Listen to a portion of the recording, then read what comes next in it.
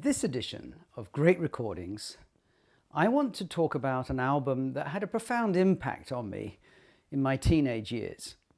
And judging by the total sales of being more than 95 million worldwide to date, it's obviously impacted a lot of other people too. Of course, I'm talking about the iconic album, The Dark Side of the Moon by Pink Floyd.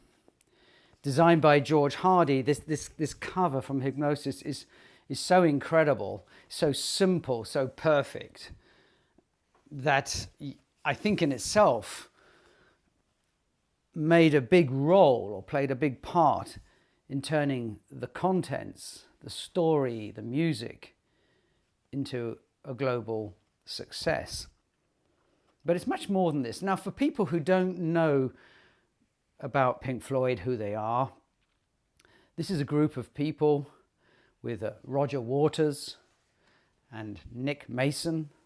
Roger Waters, the bass player, Nick Mason, the drummer, and in the early days, the guitarist Syd Barrett, of course, and Rick Wright. Now, they were all born in and around 1943, and they kind of started out as a group called the Tea Set, if I remember correctly. And they were a very avant-garde, experimental band. They even got a sort of a regular slot in a club in London where they had to play 3 lots of 90-minute sessions in one evening, and they had to do that regularly.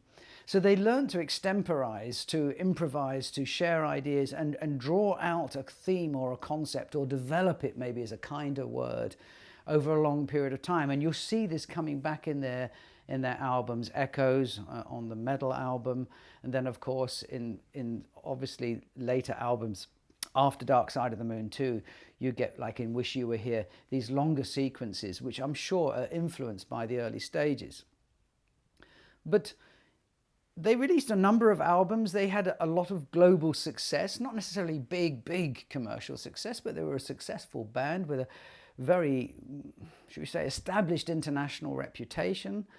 Very sincere. I think that the band were, had a very powerful followers, a very loyal group of followers. And by the time Medal came out, I think that was a pretty successful album with Echoes. It still was an album that it wasn't really coherent, in the sense that the track Echoes on side 2 was completely different than the tracks on side 1. So for example, there's a track on side 1 which is, I think, amazing, called Saint-Tropez, on side 1 of Medal, and it's a beautiful song for me, the perfect driving song. Sunny day and you're in the car and you got Saint-Tropez, or even in the rain with the wipers going. It's a beautiful song.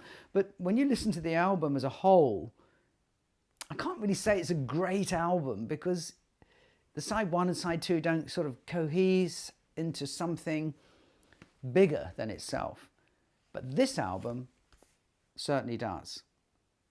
And I want to explore, why is that?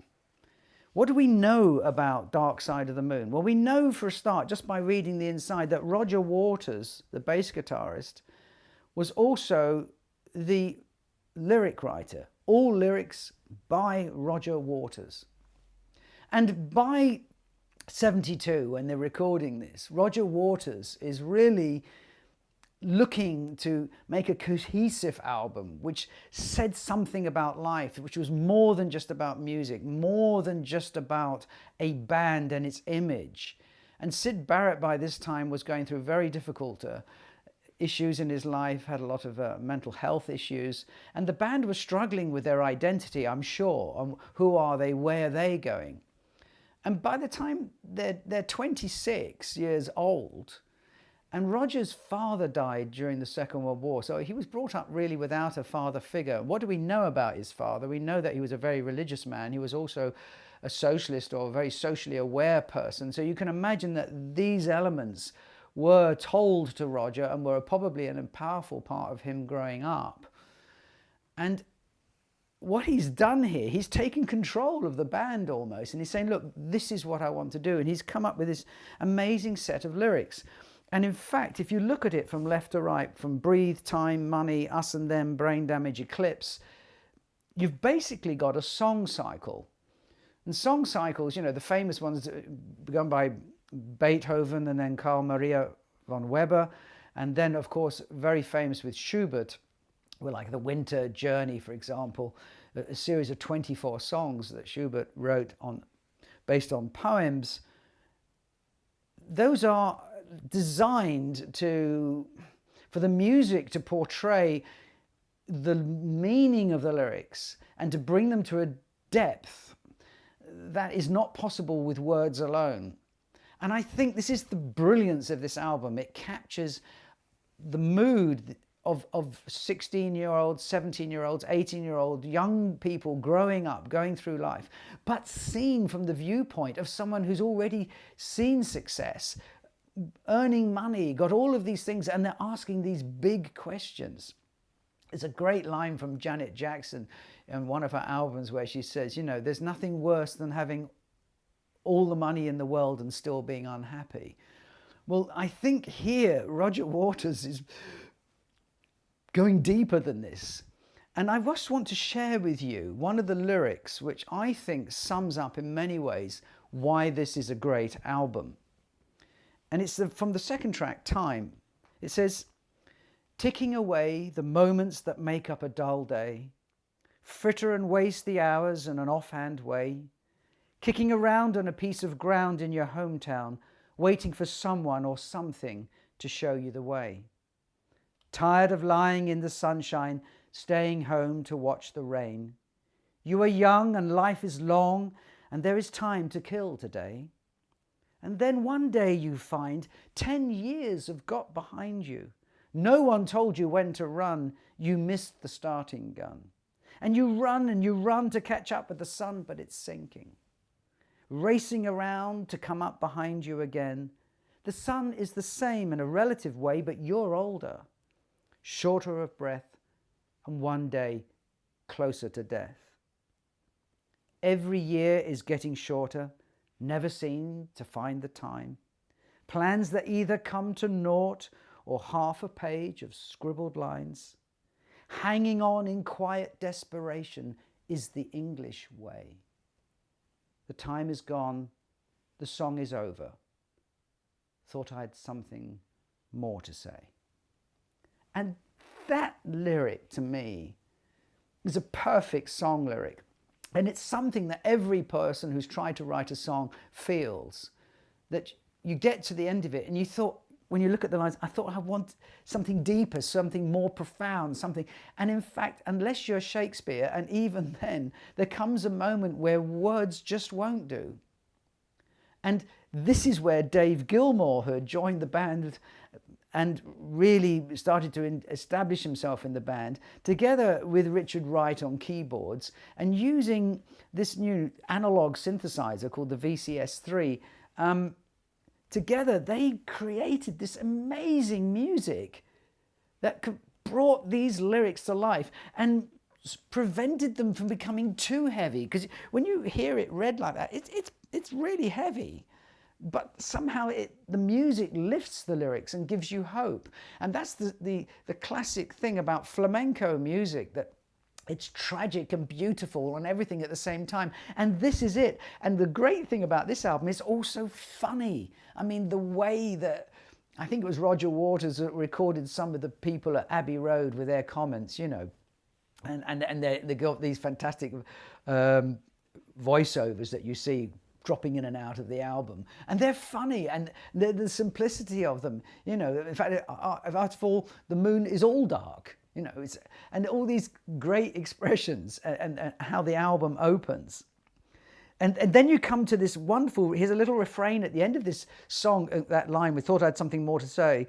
And then this really reflects where he's at in his life. He goes, home, home again. I like to be here when I can. When I come home cold and tired, it's good to warm my bones beside the fire. Far away across the field, the tolling of the iron bell calls the faithful to their knees to hear the softly spoken magic spell. And here you get really the emotion of what his father would have felt and believed. And here he's questioning, and these bones beside the fire, this could be an old man. He probably feels old at the age of 26, and yet it gives the younger generation a vision of where life might be headed, the alternatives. And I don't want to dwell on it too much, but I think it's things like this that make this so brilliant. And the interplay, and how is it that it is so brilliant? And I think it's because instead of just going into a studio and working there for a number of weeks or months and creating something from scratch, which a lot of bands did, like the Beatles did, bouncing off each other for ideas, they had this song cycle kind of written, and they took it out on the road, and they went to Brighton and the Brighton Pavilion in front of 1,700 people and performed it, and they went around in lots of locations performing it, even filming them performing it. And I think by the time they got to the studio, they had a really good feel of what it was they were doing and how to bring it alive.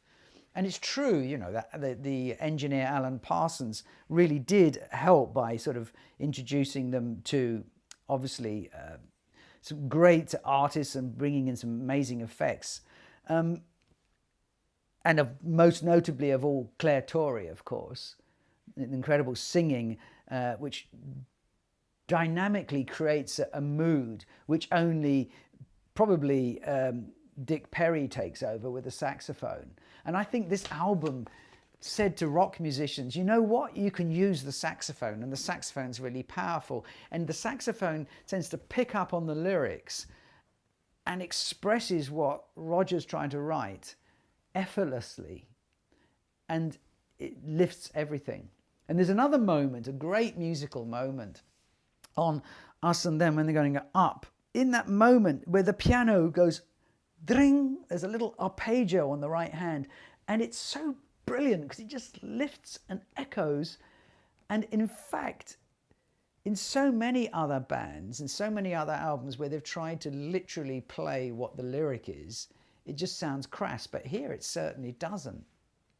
So what are the downsides of this album? Why might it not be a great album or a great recording? Because this series says it's a great recording. Well, you have to say the limitations of the recording process are certainly at hand here, because they used 16-track tape recorders, all analog of course in those days, at Abbey Road. And although that was the latest technology, 16 tracks also got filled very quickly, so they were recording lots of other effects and things on other tape machines and bringing it back onto the one master tape.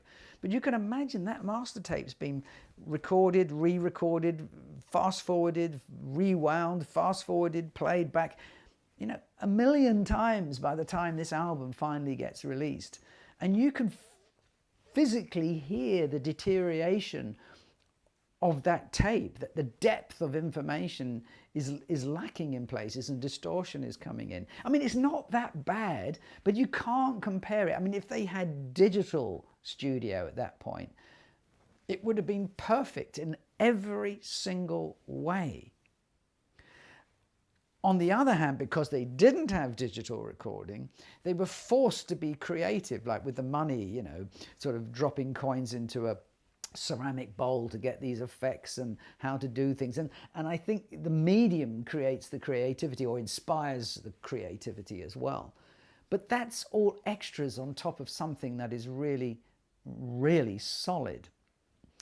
Now, Chris Thomas's production, or the remixing towards the end when he comes in, where apparently there was a discussion about how it should sound, is also masterful. And Alan Parsons, apparently, I don't know if it's true, was complaining somewhere later in life that it was unfair how much Pink Floyd earned from this compared to the engineers. And I can imagine he put a lot of creativity into the recording process.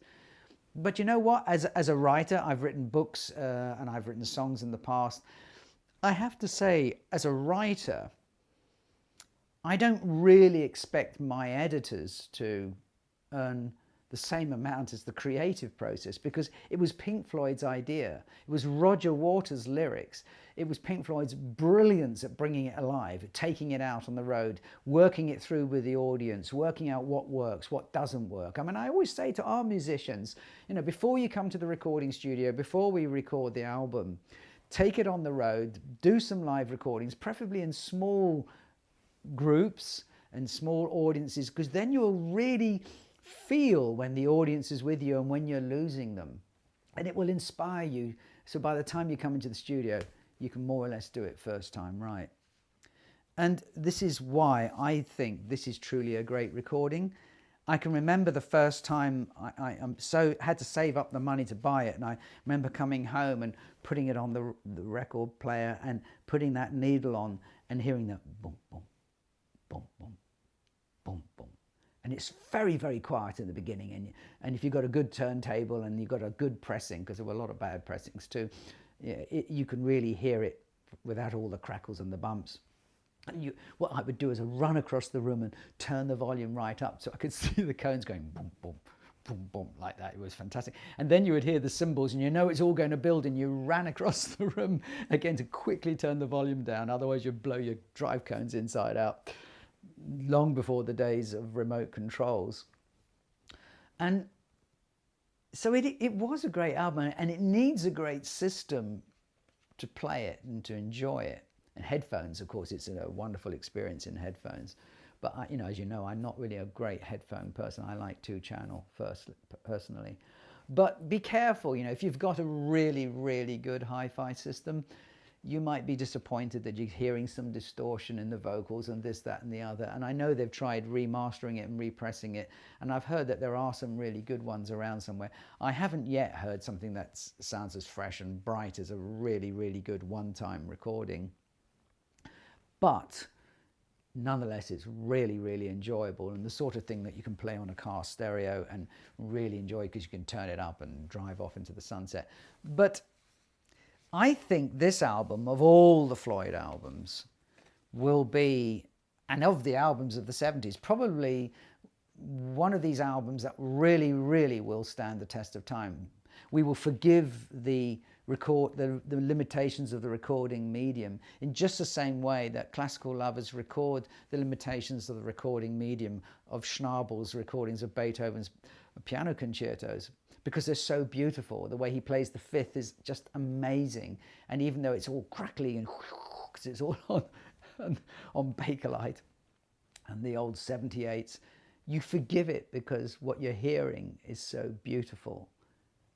And this album is beautiful, and it's meaningful. It has depth. It takes you on a journey. It shows you the different themes of life and time and money and greed and unfairness. I mean, take this as a line, for the want of the price of tea and a slice, the old man died.